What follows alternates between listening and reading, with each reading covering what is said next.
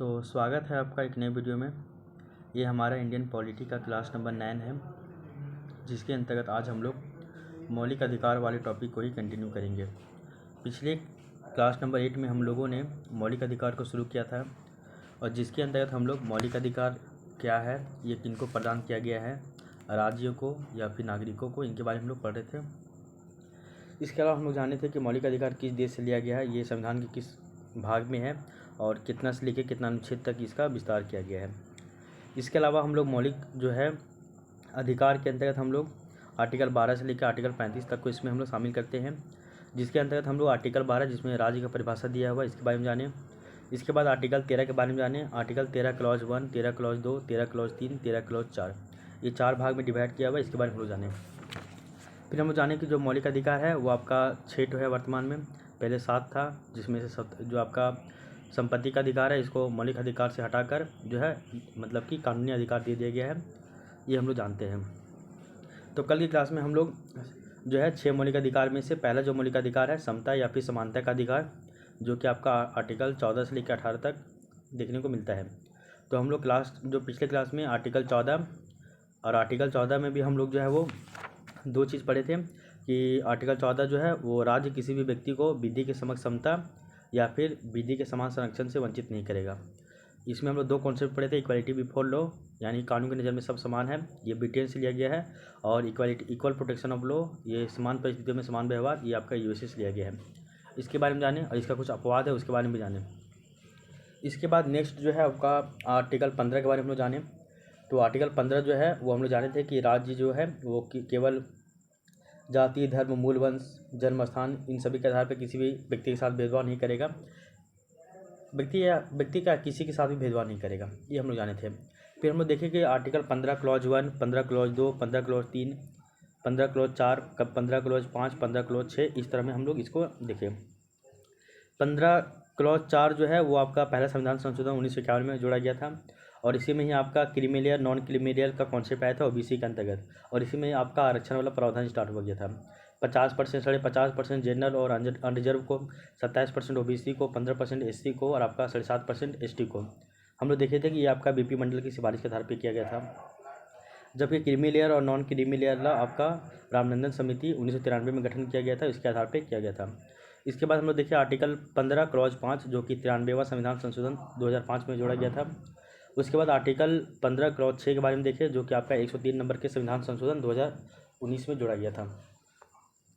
फिर आपका जो है ये आर्टिकल 15 भी कंप्लीट हो गया था। आज की क्लास में हम लोग आर्टिकल 16 के बारे में पढ़ेंगे, ठीक है। तो आर्टिकल 16 क्या कहता है उसके बारे में हम लोग आज की क्लास में देखते हैं। तो स्वागत है आपका आज की क्लास में। आर्टिकल 16 के बारे में हम लोग देख रहे थे कि जो आपका आर्टिकल 16 है इसमें बताया जाता है कि आर्टिकल 16 जो है इसको भी 6 क्लॉजेस में इसको डिवाइड किया गया है। तो आर्टिकल 16 के बारे में हम लोग एक पॉइंट जानते हैं कि आर्टिकल 16 को हम लोग कहते हैं लोक नियोजन में समता, यानी कि जो लोक नियोजन है, पब्लिक एम्प्लॉयमेंट है, इसमें जो है सबका इक्वल अपॉर्चुनिटी मिलेगा देखने को। तो लोक नियोजन के विषय में अवसर की जो है वो समता, ये आपका अनुच्छेद 16 कहता है। इक्वलिटी इन पब्लिक एम्प्लॉयमेंट यानी कि लोक नियोजन में समानता। आर्टिकल 16 जो है इसको भी टोटल 6 क्लॉज में बांटा गया है। तो पहले हम लोग देखते हैं आर्टिकल 16 क्लॉज 1। पहला है आपका आर्टिकल 16 क्लॉज 1, इसके बारे में हम लोग देखते हैं। यहाँ बताया गया है कि लोक नियोजन में समानता, इसके अंतर्गत बताया गया है कि राज्य के अधीन किसी रोजगार में अवसर की समानता होगी। तो राज्य के अधीन जो भी रोजगार होगा यानी कि एम्प्लॉयमेंट होगा, तो राज्य के अधीन किसी भी रोजगार में जो है वो अवसर की समानता होगी, यानी कि सभी लोगों को अवसर मिलेगा इसमें। तो एम्प्लॉयमेंट इन गवर्नमेंट, तो इसमें जो है आपका अवसर की समानता होगी। तो अवसर की समानता किस चीज़ में होगा? तो पहला चीज़ आपका नियुक्ति में होगा, दूसरा चीज़ आपका नियोजन में होगा। तो इसके अलावा भर्ती यानी कि रिक्वायरमेंट की बात करते हैं, उसमें अवकाश यानी हॉलीडे की बात करते हैं, पदोन्नति यानी प्रमोशन की बात करते हैं, और पेंशन, इन सभी में नियुक्ति में आपका क्या मिलेगा? अवसर की जो है वो समानता होगी। तो राज्य के अधीन किसी रोजगार में अवसर की समानता, ये आपका आर्टिकल 16 क्लॉज 1 कहता है। अब आइए आर्टिकल 16 क्लॉज 2 के बारे में। आर्टिकल 16 क्लॉज 2 क्या कहता है? राज्य किसी भी नागरिक के साथ, तो राज्य किसी भी नागरिक के साथ धर्म, मूल वंश, लिंग, जन्मस्थान, जाति, उद्भव और निवास। आर्टिकल जब हम लोग 15 की बात करते हैं तो उसमें 5 गो आता है, जाति, धर्म, मूल वंश, लिंग और जन्मस्थान, 5 गो आया।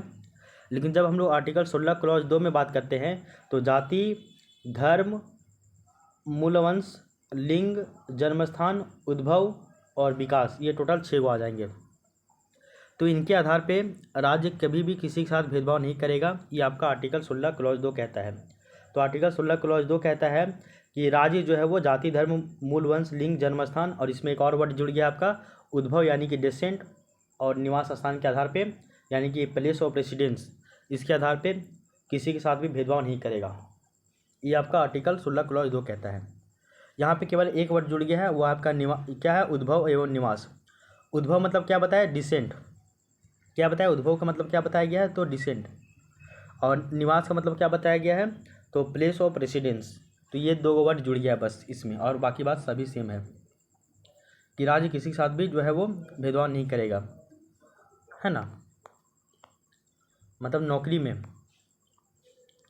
आर्टिकल 16 क्लॉज 3 के बारे में देखते हैं हम लोग। आर्टिकल 16 क्लॉज 3 ये क्या कहता है इसके बारे में देखिए। आर्टिकल 16 क्लॉज 3 कहा जा रहा है कि निवास स्थान के आधार पर भेदभाव किया जा सकता है। आर्टिकल 16 क्लॉज 2 में बोला गया कि जाति, धर्म, मूल वंश, लिंग, जन्मस्थान, उद्भव और निवास स्थान के आधार पर किसी के साथ भेदभाव नहीं किया जाएगा। लेकिन आर्टिकल 16 क्लॉज 3 में बोला जा रहा है कि निवास स्थान के आधार पर जो है वो भेदभाव किया जाएगा। कैसे, वो देखिए। संसद विधि बनाकर निवास के स्थान पर भेदभाव कर सकता है। तो निवास के स्थान पे जो है वो संसद विधि बनाकर भेदभाव यानी कि डिस्क्रिमिनेशन कर सकता है। जैसे हिमाचल प्रदेश, मणिपुर, त्रिपुरा, आंध्र प्रदेश इत्यादि। क्या हो, देखिए आर्टिकल 371 क्लॉज डी में आंध्र प्रदेश के लोगों के लिए विशेष प्रावधान यानी कि निवास के आधार पर किया गया है। अच्छा, हम लोग जानते हैं कि कुछ विशेष राज्यों का दर्जा मिलाया गया है किसी राज्यों को। अब देखते हैं हम लोग कि उस राज्य में जो भी काम होगा, वो जो भी लाभ मिलेगा तो उसी राज्य के व्यक्तियों को ज़्यादा मिलेगा देखने को। बाहर के दूसरे राज्य के जो व्यक्ति उसको मिलेगा क्या, नहीं मिलेगा ना। तो सिंपल सी बात है। तो एग्जाम्पल के समझिए कि जैसे कि झारखंड में जो मैया समान योजना चल रही है वो झारखंड के नागरिकों को ही दिया जाएगा। अगर इसमें छत्तीसगढ़ की अगर कोई महिला इसमें क्लेम कर देती है तो क्या उसका बात माना जाएगा, तो नहीं। तो बताया जा रहा है कि संसद जो है वो विधि बनाकर निवास के स्थान पे जो है वो भेदभाव कर सकता है, ठीक ना, ऐसा। तो निवास स्थान के आधार पे भेदभाव किया जा सकता है। जैसे अगर हम हैं झारखंड के, तो झारखंड में अगर हम कोई नौकरी देंगे तो यहाँ पे हम एससी कैटेगरी में आते हैं तो इसमें एससी में ही आएंगे, तो वहाँ पे हमको एससी यानी कि शेड्यूल कास्ट के अंतर्गत ही माना जाएगा। लेकिन अगर हम कोई एग्ज़ाम बिहार में जाके या फिर उत्तर प्रदेश में जाके एग्ज़ाम देते हैं तो वहाँ पे हम एससी के कैटेगरी में फॉर्म नहीं अप्लाई करेंगे, बल्कि जनरल यानी कि अनरिजर्व कैटेगरी के आधार पे हम लोग जो है वहाँ पे फॉर्म अप्लाई करेंगे और वो एग्ज़ाम देंगे। तो हम लोग का सिलेक्शन भी जो होगा वो आपका जनरल और अनरिजर्व के आधार पे ही होगा। सिंपल सी बात है, ठीक है ना। तो ये आपका किसके आधार पे भेदभाव किया जा रहा है नौकरी में, तो निवास स्थान के आधार पे। और ये भेदभाव नहीं किया जा रहा बल्कि ये पॉजिटिव डिस्क्रिमिनेशन किया जा रहा है कि उस राज्य के बच्चों को ज़्यादा प्राथमिकता दिया जाएगा, दूसरे राज्य के बच्चों को थोड़ा कम प्राथमिकता दिया जाएगा, इसलिए। तो आई होप आपको ये आर्टिकल 16 क्लॉज 3 आपको समझ में आ गया होगा, इसमें किसी भी तरह का कोई भी परेशानी नहीं हुआ होगा। अब हम लोग आर्टिकल 16 क्लॉज 4 के बारे में देखते हैं। आर्टिकल 16 क्लॉज 4 के बारे में इसमें बोला गया है कि राज्य पिछड़े वर्ग के लोगों के लिए जिनका प्रतिनिधित्व यानी कि रिप्रेजेंटेशन पर्याप्त नहीं है उनके लिए विशेष प्रावधान कर सकता है। कहने का क्या है कि राज्य के अधीन सेवाओं में, राज्य के अधीन जितना भी सेवा है, सर्विसेज है, उसमें पिछड़े लोगों को यहाँ पे आरक्षण दिया जाएगा। और आरक्षण क्यों दिया जाएगा, क्योंकि उनका प्रतिनिधित्व यानी कि रिप्रेजेंटेशन वहाँ पे ज़्यादा नहीं है, इसलिए उनको जो है वो प्रतिनिधित्व दिया जाएगा। अच्छा देखिए, हम लोग बात करते हैं आरक्षण की, तो एससी को, एसटी को आरक्षण क्यों मिल रहा है। तो ये एससी एसटी को आरक्षण इसलिए दिया जाता है क्योंकि इनका जो है प्रतिनिधित्व बहुत कम है कुछ क्षेत्रों में, खास करके एजुकेशन में, खास करके पॉलिटिक्स वाले क्षेत्रों में, इन सभी क्षेत्रों में इन सभी का प्रतिनिधित्व बहुत कम है, इसलिए इन लोगों को आरक्षण की व्यवस्था किया गया है, हम लोग जानते हैं। तो यही सिंपल बात है। आर्टिकल 16(4) में आपका कहा गया है कि राज्य के अधीन जितना भी सेवा होगा उसमें जो जिन वर्गों का, जो भी पिछड़ा वर्ग है जिनका प्रतिनिधित्व वहाँ पे पर्याप्त नहीं है, उनके लिए विशेष प्रावधान करेगा राज्य। बस इस वाले पॉइंट को याद रखिएगा। जैसे एग्जाम्पल के लिए याद रखिए तो आर्टिकल हम लोग 340 की बात करते हैं ना, आर्टिकल 340। तो आर्टिकल 340 के तहत राष्ट्रपति जो है, राष्ट्रपति साहब पिछड़ा वर्ग आयोग का गठन करता है जो कि पिछड़ी जातियों के बारे में पहचान करता है। तो आर्टिकल 340 के तहत राष्ट्रपति जो है वो पिछड़ा वर्ग आयोग का गठन करता है जो कि पिछड़ी जातियों के बारे में पहचान करता है और बतलाता है। अनुच्छेद 340 के तहत प्रथम पिछड़ा वर्ग आयोग जो है वो काका कालेलकर आयोग 1953 में गठन हुआ था। तो अगर हम लोग बात करें प्रथम पिछड़ा वर्ग आयोग कब बना था, तो आपका 1953 में बना था। किस आयोग के आधार पे, तो काका कालेलकर आयोग के आधार पे। किस अनुच्छेद के आधार पे, तो अनुच्छेद 340 के आधार पे। इसके अलावा देखिए 1955 में इस आयोग ने रिपोर्ट सौंपी। काका कालेलकर आयोग जो बना था वो 1953 में, और 2002 साल के बाद यानी कि 1955 में ये आयोग जो है वो अपना रिपोर्ट सौंपता है। और ये जो है ये आयोग अपना ये जो है ये आपका प्रथम पिछड़ा वर्ग आयोग था, काका कालेलकर। 1955 में इस आयोग ने रिपोर्ट सौंपी। इसकी रिपोर्ट पर सरकार ने कोई भी संज्ञान नहीं लिया, मतलब कोई भी इसको ज़्यादा मतलब कि ये नहीं दिया, तवज्जो नहीं दिया, उसको नेगलेक्ट कर दिया। इसके बाद देखिए 1979 ईस्वी में बीपी मंडल आयोग का गठन किया गया। कब, तो 1979 में बीपी मंडल का आयोग का गठन किया गया। और इस आयोग ने 1980 ईस्वी में अपनी रिपोर्ट पेश की। 1979 में बीपी मंडल आयोग मतलब जो है आयोग का गठन हुआ, और एक साल के बाद 1980 में ये आयोग अपना रिपोर्ट देता है, बीपी मंडल आयोग अपना रिपोर्ट देता है। और इस रिपोर्ट के अनुसार झारखंड नहीं पूरे भारत में 3743 जातियों को पिछड़ा कहा गया, जो कि सामाजिक और शैक्षणिक आधार पर पिछड़ा था। तो बीपी मंडल आयोग जो है 1979 में बना और ये रिपोर्ट दिया 1980 में, एक साल के बाद। और इस रिपोर्ट के अनुसार बताया गया था कि सामाजिक और शैक्षणिक आधार पे जो पिछड़ा जाति है, पिछड़ा कौन कौन है, किनको कहा गया पिछड़ा वर्ग, तो 3743 वो जाति था जिनको पिछड़ा वर्ग के अंतर्गत शामिल किया गया, सामाजिक और शैक्षणिक आधार पे। आगे देखिए बीपी मंडल आयोग जो कि 1979 में गठित हुआ था, और इसकी रिपोर्ट जो कि 1980 में आया था। इस रिपोर्ट को 1990 में बीपी सिंह की सरकार में लागू किया गया, जिसमें ओबीसी को 27% का आरक्षण दिया गया। तो क्या बताया गया है कि बीपी मंडल आयोग बना था 1979 में, ये रिपोर्ट दिया था 1980 में। इस रिपोर्ट में बोला गया कि सामाजिक और शैक्षणिक रूप से पूरे भारत में 3743 जातियाँ जो है वो पिछड़े वर्ग के अंतर्गत आते हैं। लेकिन इस बात में कोई ज़्यादा वैल्यू नहीं मिलता है, सरकार वगैरह नहीं देता है, पिछले जैसा रिपोर्ट के अनुसार ही, काका कालेलकर रिपोर्ट की जैसा ही। तो इसके बाद क्या होता है कि 1990 ईस्वी में ही जब बीपी सिंह का सरकार आता है तो वो क्या कर देता है कि ये जो रिपोर्ट आया था बीपी मंडल वाला रिपोर्ट 1980 में, इस रिपोर्ट को वो महत्व देता है। और इसके बाद ही ओबीसी को आपका जो है ओबीसी को 27% का आरक्षण फिर मिल जाता है, ठीक है ना। तो इस पॉइंट को याद रखिएगा। इसके बाद देखिए इंदिरा साहनी बनाम भारत सरकार, जो कि 1992 में एक केस यानी कि एक वाद आता है। इंदिरा साहनी बनाम भारत सरकार वाद यानी कि केस में HM कानिया 9 जजों की बेंच बनी थी। तो 1992 में ये जो केस आया था इंदिरा साहनी बनाम भारत सरकार, इसमें टोटल 9 जजों का बेंच बना था। और इसमें जजमेंट में ये जो जज लोग बैठे थे, इसमें जजमेंट क्या दिए वो देख लीजिए। इसमें बोला गया कि जो ओबीसी को जो आरक्षण दिया गया है 27%, उसको वैध कहा गया यानी कि लीगल कहा गया। सामान्य वर्ग यानी कि जनरल के 10% के आरक्षण को अवैध कहा गया। हम लोग जानते हैं कि आर्टिकल 15(6) के तहत आर्थिक रूप से पिछड़े जो सवर्ण हैं यानी कि सामान्य वर्ग के लोग, जनरल अनरिजर्व के लोग, इन लोगों को 10% का आरक्षण दिया जाएगा शिक्षा में, मतलब ये आरक्षण दिया जाएगा। 103 संविधान संशोधन 2009 के तहत 15(6) को जोड़ा गया, उसमें ये बात कहा गया था। तो उसको ये बात जो है वो इंदिरा साहनी बनाम भारत सरकार वाद 1992 में इसको अवैध कहा गया, जबकि ओबीसी को जो 27% का आरक्षण दिया गया था उसको वैध यानी कि लीगल कहा गया। प्रमोशन यानी कि पदोन्नति में आरक्षण नहीं मिलेगा, इस बात को भी बोला गया कि जो प्रमोशन है भैया, उस प्रमोशन में कोई किसी भी तरह का आरक्षण नहीं दिया जाएगा। इसके बाद क्रीमी लेयर को आरक्षण नहीं मिलेगा। क्रीमी लेयर किसको कहते हैं, तो देखिए ओबीसी के अंतर्गत 2 तरह का सेक्शन आता है, एक आपका क्रीमी लेयर, एक आपका नॉन क्रीमी लेयर। तो क्रीमी लेयर जो है सोशली और इकोनॉमिकली रूप से जो उन्नत होते हैं, जिनका वार्षिक आय जो है 8 लाख रुपये से ज़्यादा हो, उसको क्रीमी लेयर में कहते हैं, और जिनका वार्षिक आय जो है 8 लाख रुपये से कम हो उसको हम लोग नॉन क्रीमी लेयर कहते हैं। तो इसमें ये बात बोला गया इंद्रसानी बनाम भारत सरकार वाद में कि जो क्रीमी लेयर के अंतर्गत आएंगे जो भी लोग, उनको आरक्षण नहीं दिया जाएगा, जबकि नॉन क्रीमी लेयर के जो लोग आएंगे उन लोगों को आरक्षण मिलेगा ओबीसी के अंतर्गत। इसके बाद देखिए 50% से अधिक आरक्षण नहीं मिलेगा किसी भी कीमत पे।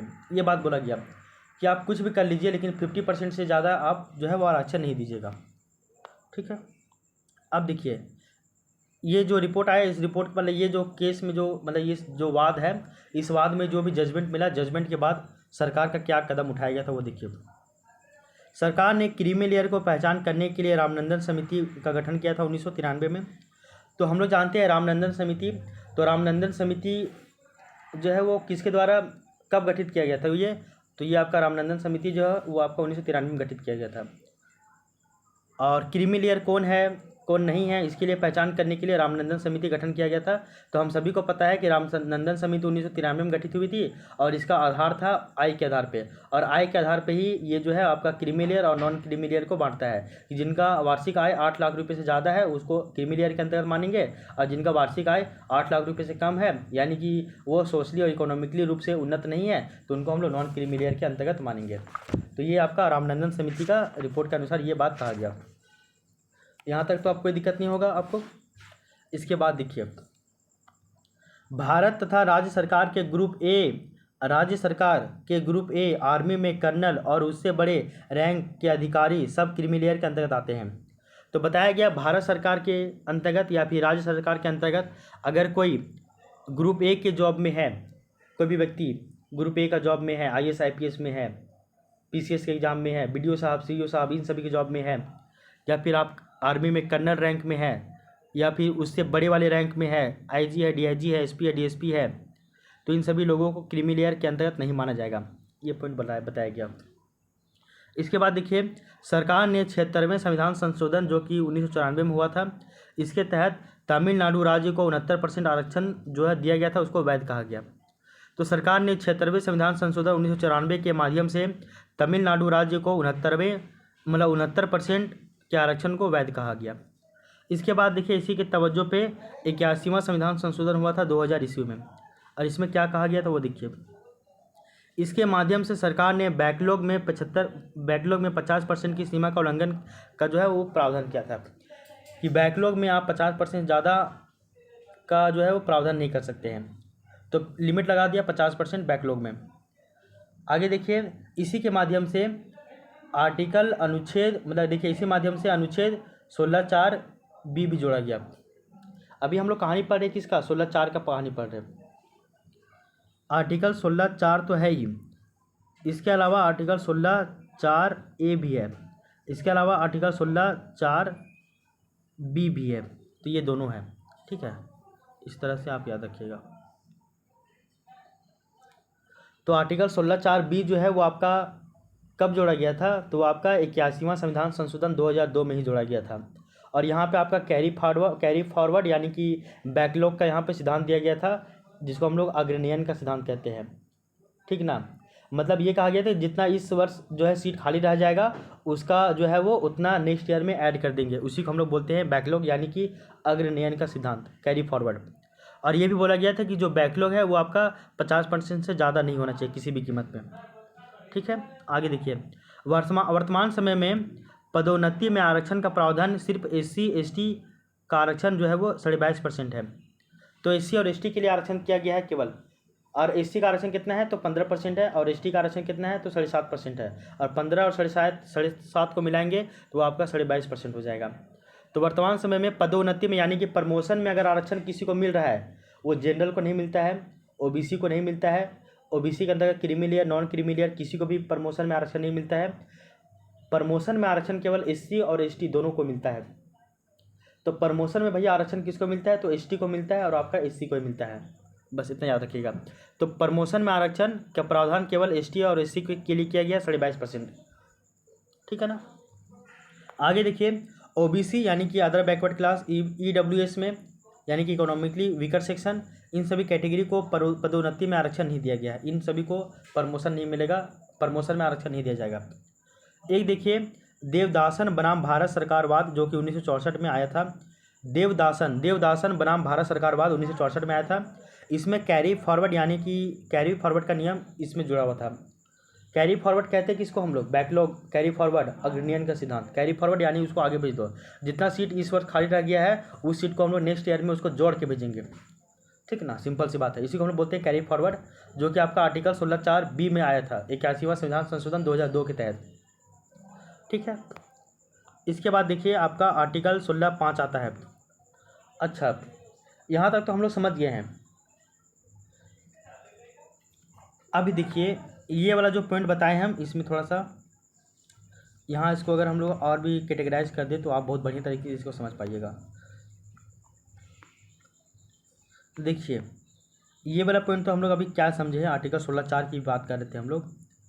तो पहला चीज़ हम लोग पढ़े कि ये जो है आपका आर्टिकल 16(4) में ये बात बोला गया कि राज्य जो है वो पिछड़े वर्ग के लोगों के लिए जिनका प्रतिनिधित्व पर्याप्त नहीं है, यानी कि रिप्रेजेंटेशन पर्याप्त नहीं है, उनके लिए वो विशेष प्रावधान करेगा, यानी कि इसमें जो है वो उनके लिए आरक्षण का प्रावधान कर देगा।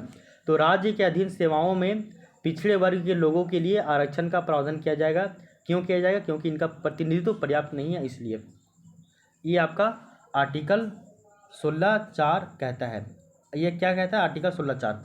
इसके बाद आर्टिकल 16(4)A भी है, उसके बाद B भी है, और A और B क्या क्या है वो देखिए। इसका हम लोग कुछ ये भी जाने कि 1940 के अनुच्छेद 340 तहत जो है वो आपका पिछड़ा वर्ग आयोग बनता है राष्ट्रपति के द्वारा। 1953 में आपका काका कालेलकर आयोग बना था, 1955 में फिर रिपोर्ट दिया। फिर 1979 में आपका BP मंडल का आयोग बना था, 1980 में रिपोर्ट दिया। इसके तहत पूरे भारत में 3743 जो जाति है उसको पिछड़ा कहा गया। फिर BP मंडल का जो रिपोर्ट के आधार पर 1990 में ही OBC को 27% का आरक्षण दिया गया। इसके बाद इंदिरा साहनी बनाम भारत सरकार वाद हुआ था। इस वाद में टोटल 9 जजों का बेंच बैठा था, और इसमें भी ये बात बोला गया कि जो OBC को आरक्षण दिया गया उसको लीगल बताया गया, जबकि सामान्य वर्ग को जो आरक्षण 10% का मिला था आर्टिकल 15(6) इसको इलीगल बता दिया गया। फिर बोला कि प्रमोशन में किसी भी तरह का कोई भी आरक्षण नहीं मिलेगा। फिर बोला गया कि क्रीमी लेयर के लोग जो है उनको आरक्षण नहीं मिलेगा। फिर बोला गया कि किसी भी कीमत पर आरक्षण जो है 50% से ज़्यादा नहीं मिलेगा। यहाँ तक हम लोग पढ़ लिए थे। इसके बाद इसी के तवज्जो पे सरकार के द्वारा कदम उठाया गया था। जो जानते हैं हम लोग कि क्रीमी लेयर कौन है, नॉन क्रीमी लेयर कौन है, इसको पहचानने के लिए रामनंदन समिति बना था 1993 में, और ये समिति जो है वो आधार बनाया था आई को। इसके बाद हम लोग जानते हैं कि क्रीमी लेयर के अंतर्गत जो है ग्रुप A का जितना भी जॉब है सबको क्रीमी लेयर के अंतर्गत शामिल किया गया था। इसके बाद हम लोग जानते हैं कि सरकार जो है वो 76वें संविधान संशोधन के तहत जो तमिलनाडु राज्य में 69% का जो आरक्षण कहा गया था उसको लीगल बनाया, यानी कि वैध बताया। तो यहाँ तक तो आपका हो गया था। अब देखिए कहानी यहाँ से स्टार्ट होता है। अब आता है आपका एक संविधान संशोधन की पदोन्नति में आरक्षण मिलेगा कि नहीं मिलेगा। अभी यहाँ पर बताया गया था ना कि पदोन्नति में किसी भी तरह का आरक्षण नहीं दिया जाएगा। ये आपका इंदिरा साहनी बनाम भारत जो सरकार का जो केस है 1992 वाला, इसमें ये बात बोला गया था कि पदोन्नति में आरक्षण नहीं मिलेगा, पदोन्नति में आरक्षण नहीं मिलेगा, ठीक है। इसके बाद कहानी देखिए, पदोन्नति में तो बोल दिया आरक्षण नहीं मिलेगा। इसके बाद आपका आर्टिकल 16 क्लॉज 4 क्लॉज A जुड़ता है, और इसमें जो है ये है आपका 77वां संविधान संशोधन 1977 में ही जुड़ता है। तो 1977 में ही जुड़ता है। 77वां संविधान संशोधन 1977 में आर्टिकल 16(4) क्लॉज A जुड़ता है। आर्टिकल 16 क्लॉज 4 क्लॉज A जुड़ता है आपका 77वां संविधान संशोधन 1977 में। और इसमें क्या बोला गया? तो इसमें बोला गया भैया कि जो आपका पदोन्नति यानी कि प्रमोशन है, प्रमोशन में आरक्षण दिया जाएगा, लेकिन सबको आरक्षण नहीं दिया जाएगा। केवल जो है वो SC को और ST को ही आरक्षण दिया जाएगा। बोला गया आर्टिकल 16 क्लॉज 4 क्लॉज A में बोला गया कि इसको यहाँ पे जो है प्रमोशन में आरक्षण मिलेगा केवल और केवल SC और ST को, और दोनों को मिला के जो है वो आपका 22.5% से ज़्यादा आरक्षण नहीं दिया जाएगा। SC को 15% और ST को 7.5%, यानी कि 22.5% आरक्षण दिया जाएगा। पदोन्नति में आरक्षण जो है वो OBC को, EWS को और जो है जनरल को, इन सभी को आरक्षण नहीं मिलेगा। क्रीमी लेयर वाले को भी आरक्षण नहीं मिलेगा, नॉन क्रीमी लेयर को भी नहीं मिलेगा। केवल SC और ST को ही पदोन्नति में आरक्षण दिया जाएगा आर्टिकल 16(4)A के तहत। और ये कब जुड़ा? आपका 77वां संविधान संशोधन 1977 में जुड़ा। ये बात हम लोग जान गए। इसके बाद आपका और क्या होता है उसके बाद देखिए, इसके बाद आपका एक और आता है आपका, वो है आपका आर्टिकल 16 क्लॉज 4 क्लॉज बी, ये आता है। और ये कब आता है? 81वां संविधान संशोधन 2000 में। तो 81वां संविधान संशोधन 2000 ईस्वी में होता है और उसके तहत आर्टिकल 16 क्लॉज 4 क्लॉज बी को जोड़ा गया। और इसमें क्या है? इसमें जो है आपका कैरी फॉरवर्ड यानी कि अग्रनयन का सिद्धांत दिया गया, कैरी फॉरवर्ड बैकलॉग का सिद्धांत दिया गया। और इसमें यह भी बोला गया था कि इसके माध्यम से सरकार ने बैकलॉग में 50% की सीमा के उल्लंघन का प्रावधान किया। बोला कि 50% से ज़्यादा आप बैकलॉग नहीं कर सकते हो, इस सीमा का उल्लंघन करता है, ठीक है ना। और हम लोग जानते हैं आर्टिकल 16 क्लॉज 4 क्लॉज बी को जोड़ा गया था कब? तो 81वां संविधान संशोधन के तहत। हम लोग जानते हैं कि वर्तमान समय में पदोन्नति में आरक्षण केवल एससी और एसटी के लिए है, जो कि 22.5% है। और ये आपका आर्टिकल 16 क्लॉज 4 क्लॉज ए बन जाता है, जो कि 77वां संविधान संशोधन 1977 में इसको जोड़ा गया था। ओबीसी ईडब्ल्यूएस कैटेगरी को पदोन्नति में आरक्षण नहीं मिलता है, हम लोग जानते हैं। देवदासन बनाम भारत सरकार वाद में कैरी फॉरवर्ड का नियम दिया गया था। और ये जो कैरी फॉरवर्ड का नियम है ये आपका आर्टिकल 16 क्लॉज 4 क्लॉज बी में भी ऐड किया गया है। तो कैरी फॉरवर्ड यानी कि जो है अग्रनयन का सिद्धांत, बैकलॉग का सिद्धांत आपका आर्टिकल 16 क्लॉज 4 क्लॉज बी में जुड़ता है, ठीक है। तो यहाँ तक आपको पता होना चाहिए, बहुत डिटेल से इसको बताया जा रहा है, इसलिए कन्फ्यूजन मत रखिएगा। अब देखिए आर्टिकल 16 क्लॉज 5 के बारे में।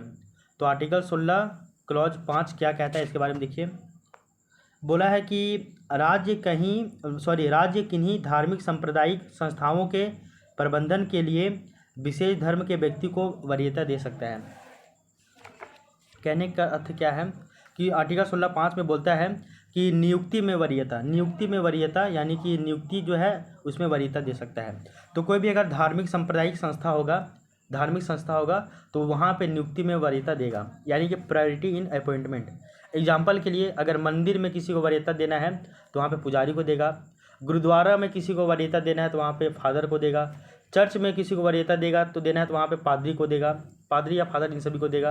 अगर किसी मदरसा में वरीयता देना है तो नियुक्ति में वरीयता यानी कि प्रायोरिटी अपॉइंटमेंट तो मदरसा में मौलाना को देगा। तो ऐसे जो है वो हम लोग समझते हैं कि नियुक्ति में वरीयता आपका 16(5) में कहता है, आर्टिकल 16 क्लॉज 5 में। मंदिर, गुरुद्वारा, चर्च, मदरसा इन सभी के लिए जो है वो विशेष धर्म के व्यक्तियों को ही वरीयता दिया जा सकता है। ये तो हम लोग जान गए हैं। अब देखिए आर्टिकल 16 क्लॉज 6 के बारे में, जहाँ पे आपका ईडब्ल्यूएस का कॉन्सेप्ट जुड़ता है। आर्टिकल 16 क्लॉज 6, उसी तरह आर्टिकल 15 क्लॉज 6। जब हम लोग आर्टिकल 15 क्लॉज 6 की बात करते हैं तो वहाँ पे देखते हैं कि जो आपका आर्थिक रूप से पिछड़े सवर्ण है इनको 10% का आरक्षण दिया जाएगा, जबकि आर्टिकल 16 क्लॉज 6 में ईडब्ल्यूएस का जो है इन लोगों को 10% का आरक्षण दिया जाएगा, ये बोला गया। अब देखिए आर्टिकल 16 क्लॉज 6 के बारे में बताया गया है कि इसको 103 नंबर के संविधान संशोधन यानी कि 2019 में इसको जोड़ा गया था, 103 नंबर के संविधान संशोधन के माध्यम से। इसके माध्यम से ईडब्ल्यूएस कैटेगरी को 10% का आरक्षण दिया गया। ईडब्ल्यूएस यानी कि इकोनॉमिक वीकर सेक्शन को जो है वो 10% का आरक्षण दिया गया इसके तहत, ठीक है। इस पॉइंट को भी आप याद रखिएगा। क्या बताया गया देखिए, अगर हम लोग आर्टिकल 15 क्लॉज 6 की बात करें तो यहाँ बोला गया है कि आर्थिक रूप से पिछड़े सवर्णों को 10% का आरक्षण मिलेगा। आर्थिक रूप से पिछड़े सवर्णों को यानी कि जनरल लोगों को, अनरिजर्व लोगों को, आर्थिक रूप से जो पिछड़े हैं इनको 10% का आरक्षण दिया जाएगा आर्टिकल 15(6) के तहत, जो कि आपका 93वां नंबर का जो कि आपका 103 नंबर के संविधान संशोधन 2019 में जुड़ा था।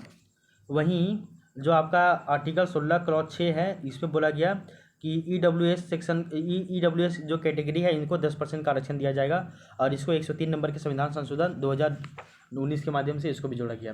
कहने का अर्थ है आर्टिकल 15 क्लॉज 6 और आर्टिकल 16 क्लॉज 6 इन दोनों को 103 नंबर के संविधान संशोधन के द्वारा 2019 में ही जोड़ा गया।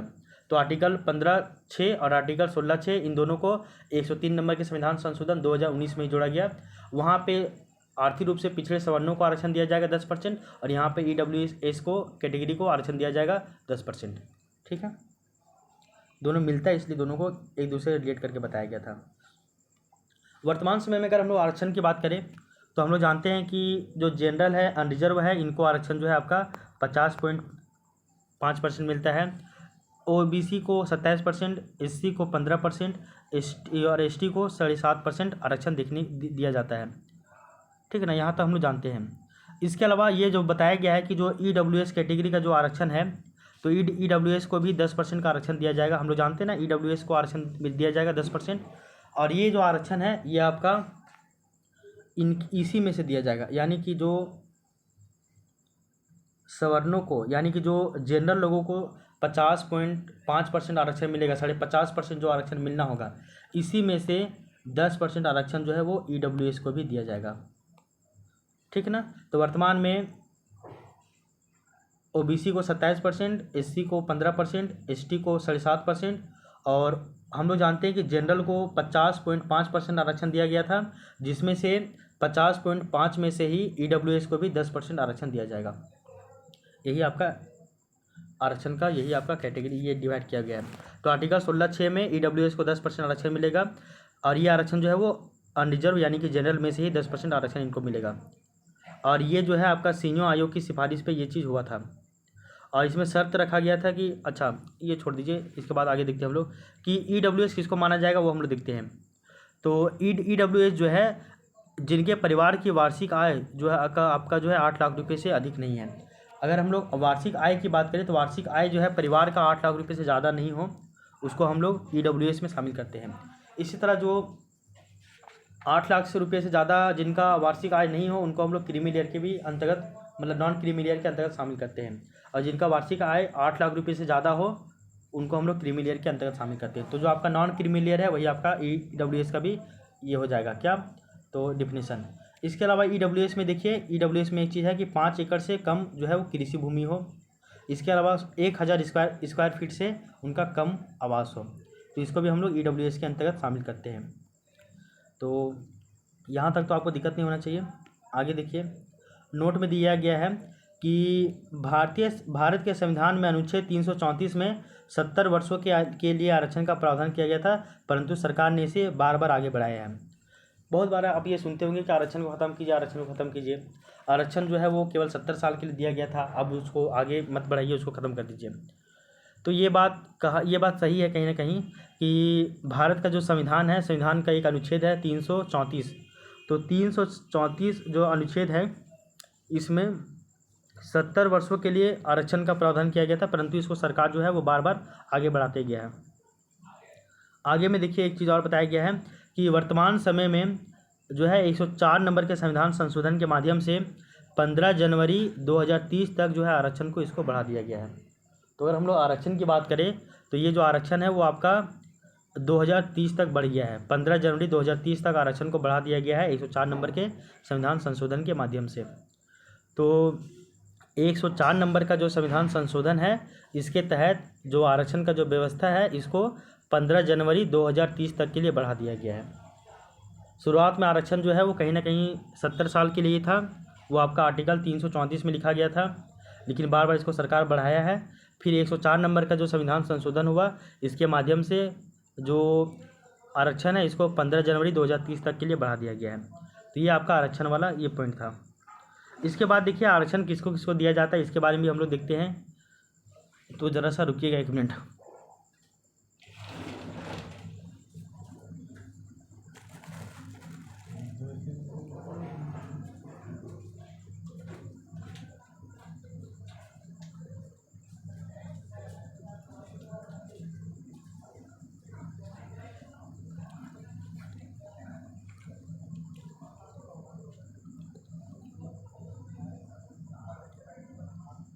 अगर हम लोग देखिए कि आरक्षण कहाँ कहाँ पे दिया जाता है वो देखिए,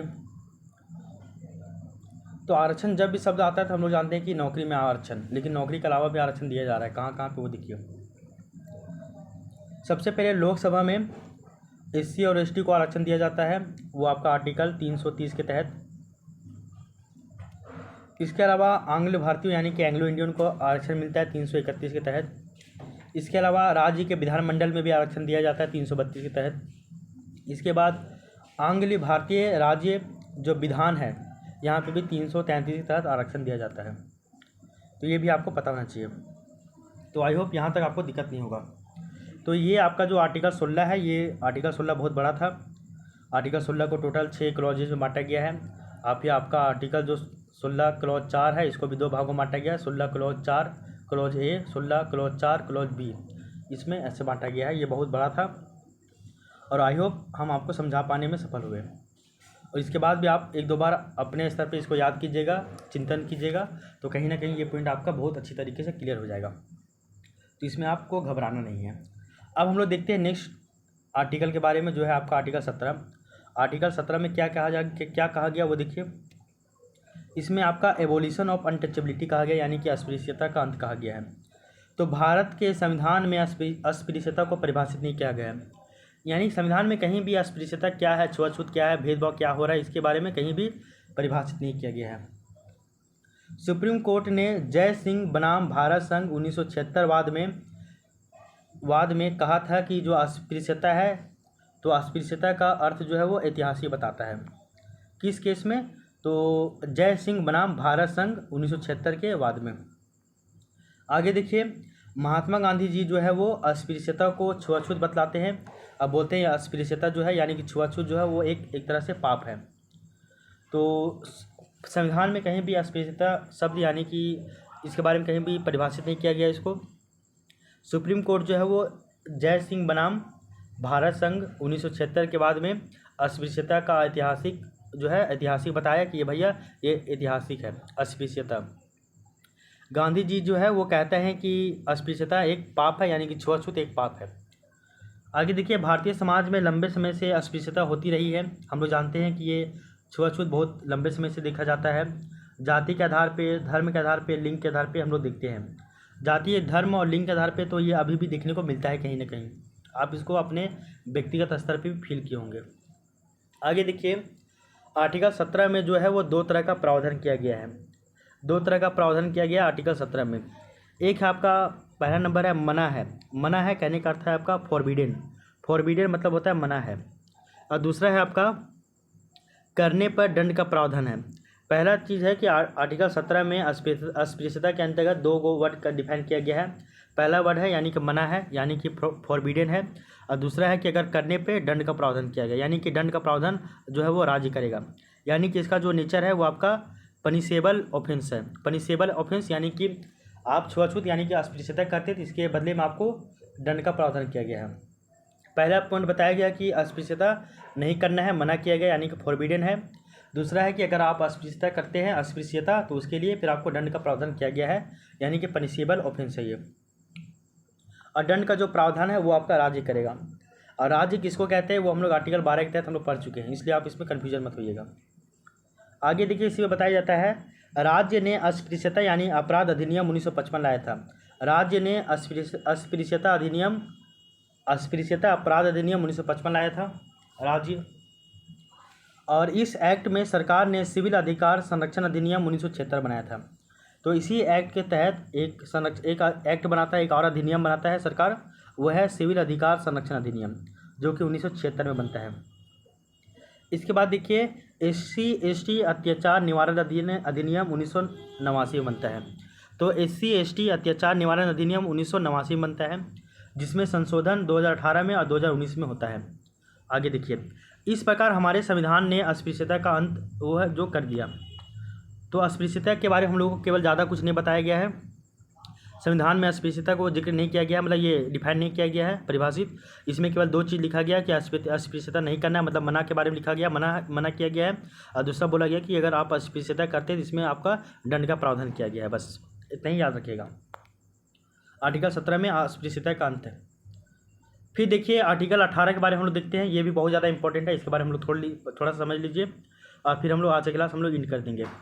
तो आर्टिकल 18 जो है वो आपका उपाधियों का अंत है, यानी कि एबोलिशन ऑफ टाइटल्स, यानी कि कोई व्यक्ति किसी भी तरह का उपाधि धारण नहीं करेगा। इसमें बोला गया है कि राज्य किसी भी व्यक्ति को उपाधि प्रदान नहीं करेगा, मतलब राज्य अब किसी भी व्यक्ति को उपाधि नहीं देगा। राज्य सेना और शिक्षा को छोड़कर किसी भी उपाधि को नहीं देगा।